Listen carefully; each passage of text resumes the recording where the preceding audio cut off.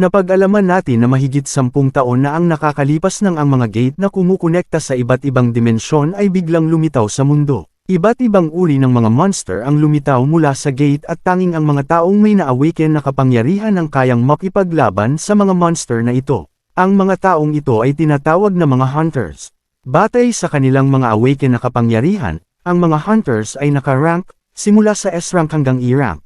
Ngunit isa sa mga problema ng mga hunters ay kung na-awakened na nila ang kanilang mga kakayahan ay hindi na sila maaaring lumakas pa kahit gaano kahirap pa sila mag-training. Napunta tayo sa isang lungsod. Ang isang malaking grupo ng mga hunter ay naghahanda para sa isang misyon at isang lalaki na nagngangalang Kim, ay binati ang tao na dati niyang katrabaho. Ang dalawang lalaki ay nakipag-usap sa isa't isa at umaasa na makakaani ng maraming pera kung sakaling matagumpay ang kanilang raid. Sa wakas, ang ating bida ay dumating na rin, at napag-alaman natin na ang kanyang pangalan ay Sung Jin-woo, at lahat ay kinumusta siya. Si Mr. Park ay nagtataka kung bakit ang lahat ay tila masayang makita si Jin-woo, at nagtaka siya kung malakas ba si Jin-woo.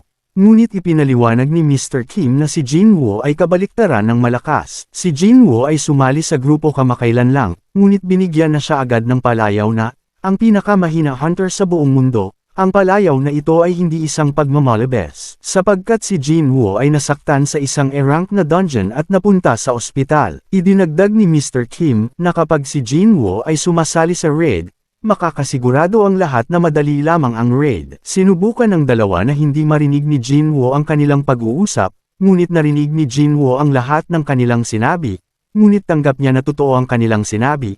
Isang dalagang babae na nagngangalang Jo-hee ang kumausap sa kanya. Si Jo-hee ay nababahala tuwing nakikita si Jin-woo na sugatan. Noong nakaraang raid, si Jin-woo lamang ang tanging nasugatan sa isang E-rank dungeon at ang malala pa ay hindi nagdala ng healer ang kanyang kagrupo. Si Jo-hee ay hindi natuwa sa kanyang narinig, ngunit tinanggap na ni Jin-woo ang katotohanan na siya ay masyadong mahina. Ang isang lalaki na nagngangalang Mr. Song ay nagmumungkahi sa grupo na siya ang magiging leader para sa raid na ito. Siya ang hunter na may pinakamataas na rank sa kanila kaya ang lahat ng mga member ay natuwa na siya ang kanilang naging leader.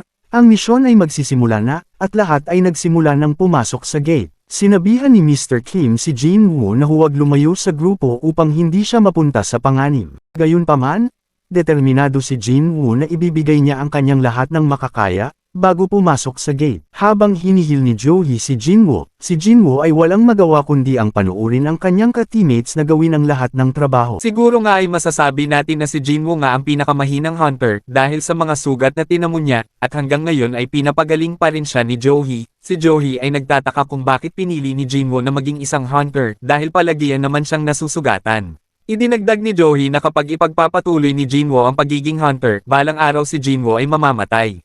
Humihingi ng paumanhin si Jin-woo ngunit ang kanyang mga salita ay walang kahulugan dahil si Jo-hee ay nag-aalala lamang sa kanya. Ang lahat ay kinolekta na ang kanya-kanyang magic gems mula sa battle, ngunit hindi ganoon karami ang magic gems kaya siguradong kunti lang ang makukuha nilang pera. Nadismaya si Jin-woo dahil ang nakuha niya ay isang maliit na F-rank magic gem lamang. Hindi tanggap ni Jin-woo na ibinuwis niya ang kanyang buhay sa katiting na magic gems. Ang isa sa mga lalaki ay nakahanap ng isang malalim na kuweba at nagtaka sila kung ito ay isang uri ng double dungeon. Ang pangyayaring ito ay katakataka sapagkat natalo na nila ang dungeon boss pero hindi pa din nagsasara ang dungeon. Ang lahat ay naging excited, ngunit ipinaliwanag ni Mr. Song na sa mga ganitong uri ng sitwasyon, ay dapat nilang i-report ang kanilang natagpuan sa Hunters Association. Kung gini-report nila ang kanilang natagpuan ay mauunahan sila ng Hunters Association sa mga mahahalagang item na matatagpuan sa isang unexplored na area ng dungeon. Si Mr. Song ay nag-aalala dahil ang papasukan nila ay isang unexplored na area, kaya sila gumanap ng botohan. Patas ang naging resulta ng botohan at si Jin-woo ang huling boboto. Napag-isip-isip ni Jin-woo kung gaano kadelikado ng D-rank na dungeon para sa kanya, gayunpaman ang kanyang ama ay nawawala, at siya na lamang sa kanyang pamilya ang maaaring magtrabaho upang ang kanyang kapatid na babae ay makapasok sa kolehiyo, nang sa gayon ay hindi matulad sa kanya. At kailangan niyang bayaran ang matataas na hospital bill ng kanyang ina. Kaya naman si Jin-woo ay talagang nangangailangan ng pera, kaya naman bumoto siya na pumasok sa unexplored na area. Ang portal ay dapat nagsasara sa loob ng 1 oras matapos talunin ang dungeon boss, ngunit 40 30 minutes na ang nakalipas at sila'y naglalakad pa din. Humihingi ng paumanhin si Jinwoo kay Joey sapagkat dahil sa kanyang naging boto ay napilitan si Joey na sumama sa isang delikadong lugar. Ngunit mas galit si Joey dahil tila ba walang pakialam si Jinwoo sa kanyang sariling buhay. Kung sakaling nasaksak si Jinwoo sa kanyang atay, ay siguradong patay na siya. Pinagalitan ni Joey si Jinwoo at napagtanto ni Jinwoo na nakasurvive lamang siya ngayon dahil sa B-rank healer na si Joey. Si Jinwoo ay napaka-apologetic,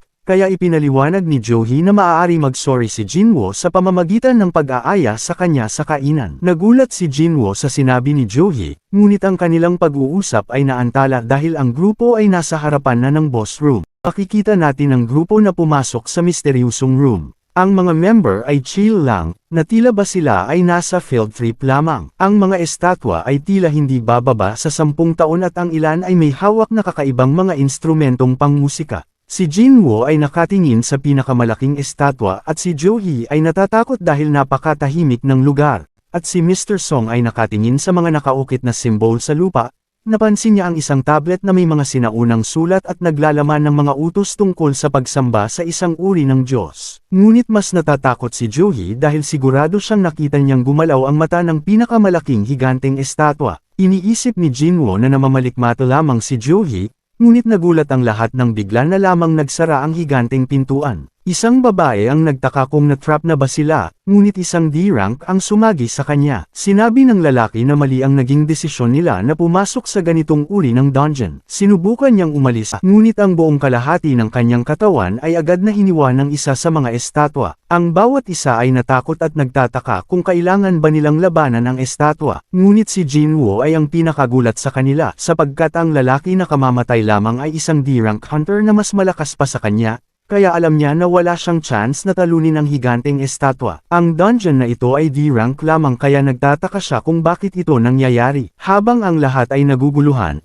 ay napagtanto ni Jinwoo na kung ang estatwang iyon ay kayang gumalaw, nakasisigurado siya na nakakagalaw din ang ibang estatwa. Tumingin si Jinwoo sa pinakamalaking higanteng estatwa at nagulat siya nang tuminging bigla ang estatwa. Flashback sa mga nakaraan ni Jinwoo ay makikita natin na maraming beses niya nang naranasan ang mga life and death situation. Sa kanyang unang misyon siya ay nahiwalay mula sa kanyang grupo at na-stranded sa dungeon. Muntik na rin siyang mamatay matapos makulong sa isang maze. Nasugatan din siya ng isang E-rank na magic beast at na-hospital sa loob ng isang linggo. Kahit ang lowest rank dungeon ay nakakamatay para sa kanya. Karaniwan ang mga hunter ay nakakakuha ng mga magic gems, at pagkatapos ay ibinibenta upang ipambili ng mas malakas na mga weapon para laban sa mga high-rankang na magic beast, para mas makakuha ng mas mamahaling magic gems. Ngunit hindi ganoon ang sitwasyon ni Jinwoo, dahil ang meron lamang siya ay isang mumurahin na kutsilyo, na mabilis na masira sa isang labanan. Ang kanyang mga damit ay sira, at ang kanyang mga sapatos ay may mga butas. Tinitiis niya lang ang mga panlalait mula sa iba, at ginagawa niya ang mapanganib na trabaho kahit na hindi kumikita ng marami. Balik sa kasalukuyan, agad na nagbabala si Jinwoo sa panganib na nagmumula sa pinakamalaking estatwa. Ang higanteng estatwa ay naglabas ng isang malakas na energy beam mula sa mga mata nito, na naging sanhi ng napakalaking pagkawasak. Ang lahat ay natakot at hindi sila makapaniwala sa pangyayari. Si Joey ay nanginginig sa takot at si Jinwoo ay nagtaka kung paanong naging ganito ang sitwasyon nila. Sila ngayon ay nakakulong sa loob.